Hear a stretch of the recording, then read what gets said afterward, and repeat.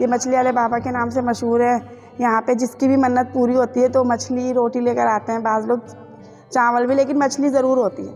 और यहाँ पे कहा जाता है कि यहाँ पर पत्थर है, उनको ना लगाते हैं, ईंटों को लगा के घर बनाते हैं और दुआ मांगते हैं तो इंशाल्लाह उनको अपना घर मिल जाता है।